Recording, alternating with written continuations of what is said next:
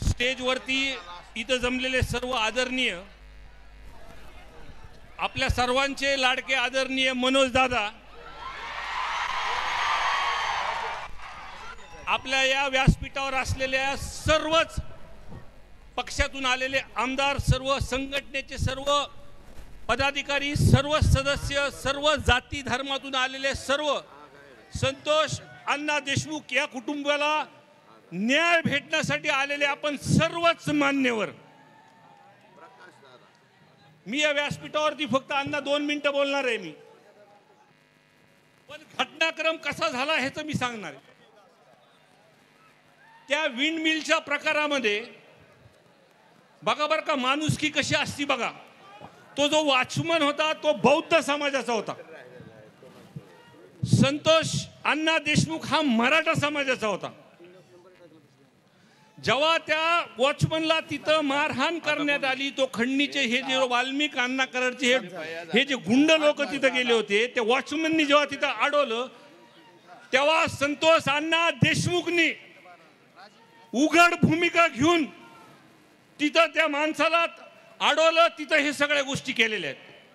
बरोबर आहे की नाही विषय? जे जातीपातीचं राजकारण अण्णा आपल्या महाराज उगा जिल्हा आमचा म्हणतो, आमचा जिल्हा पुरोगामी विचाराचा जिल्हा आहे आणि अधिवेशनामध्ये मी ओबीसी आहे आणि पहिला ओबीसी आहे की ठामपणे म्हणतो ह्या वाल्मिक कराडला आत टाका म्हणून.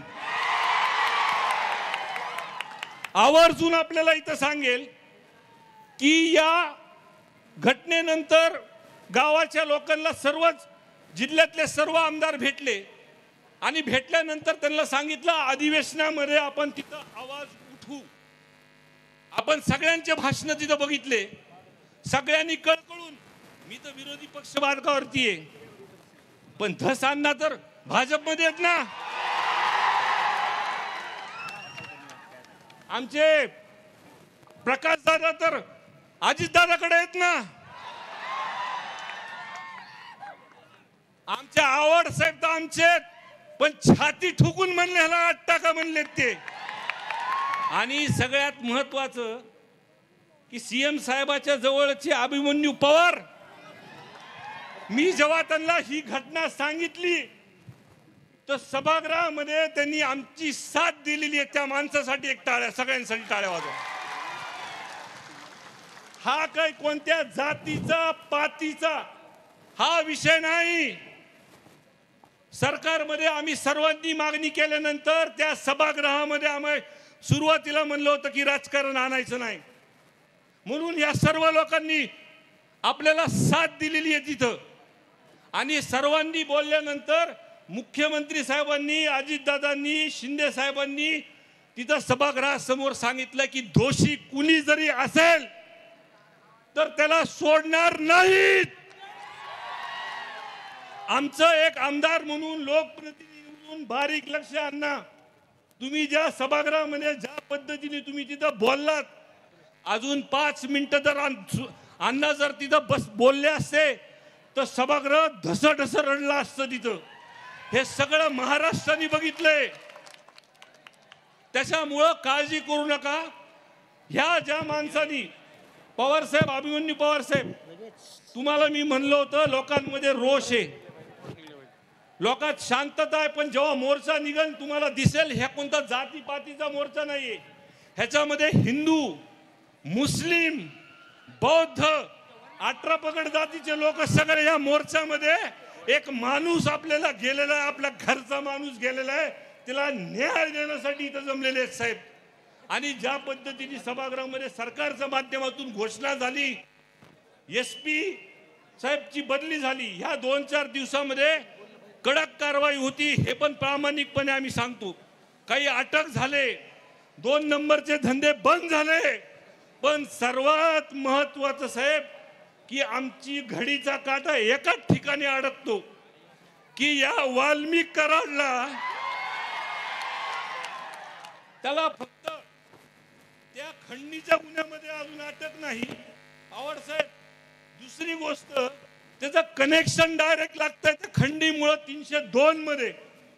19 दिवस झाले अजून सुद्धा त्याला एका गुन्ह्यामध्ये अटक नाही आणि दुसऱ्या गुन्ह्यामध्ये तुम्हाला सांगतो अजून त्याचं 302 मध्ये कट कारस्थान नेमलेलं आहे,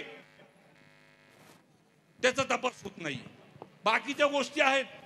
आणि मी जेव्हा मतदारसंघातला दौरा केला दसांना आणि दादा, तेव्हा लोकांकडून ही मागणी आली की ह्यांना ह्या वाल्मिकांना संरक्षण हे जे आहे धनंजय मुंडे साहेबाचं आहे.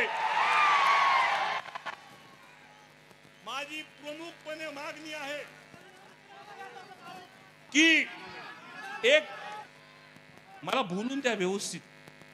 एक तर या केस मध्ये 302 मध्ये कट कारस्थान मध्ये त्याचं नाव आलं पाहिजे, वाल्मिक कराडला अटक झाली पाहिजे, ही केस अंडर ट्रायल चालली पाहिजे, ही फास्ट ट्रॅक वर चालतात म्हणून सरकारने जाहीर केलंय, तोपर्यंत धनंजय मुंडे साहेबाचा राजीनामा घेतला पाहिजे. हीच आमची कळकळीची विनंती आहे साहेब. आमचं काही राजकारण नाही. आज त्यांच्या कुटुंबाला भेटल्यानंतर खूप काही गोष्टी सांगितल्या की खंडीमुळे तिथं हे सरपंच गेला होता, पण खरी परिस्थिती आज आमच्यावर सुद्धा आरोप होता ते की आम्ही राजकारण ह्याच्यामध्ये आणतोय. पण आम्ही राजकारणात त्यांच्या घरी जर गेलो साहेब, अजून सुद्धा पत्र्याचे घर आहेत आणि पावसाळ्यात अजून सुद्धा गळतंय ते घर. म्हणून आमची प्रामाणिकपणे विनंती आहे, आपल्याला मोर्चापर्यंत थांबायचं नाही. जोपर्यंत ह्यांना न्याय ह्यांच्या कुटुंबाला भेटत नाही, कायम स्वरूपी धसांना प्रकाश दादा तुम्ही सत्तेमध्ये, तुम्ही सगळेजण हे वाढून देऊ नका. हा प्रकार आमची कळकळीची विनंती आहे. आणि आवर्जून सांगेल की गुन्हा ज्या दिवशी एखादा खोटे गुन्हे आमच्यावरती लोक दाखल होते, ती म्हणजे चॉकलेट 4 लाखाचे ते अंगर कुटुंबियावरती एका महिन्यात 2, 307 आणि 1 ॲट्रॉसिटी.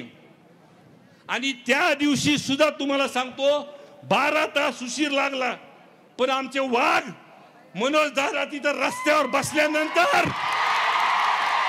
त्यांना गुन्हा दाखल तिथं करावा लागला.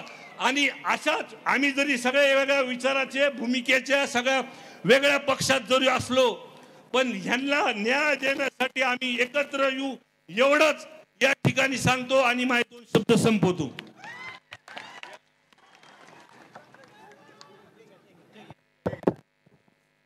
यानंतर माजलगाव विधानसभा मतदारसंघाचे आमदार आदरणीय प्रकाशदादा तुळुंगे.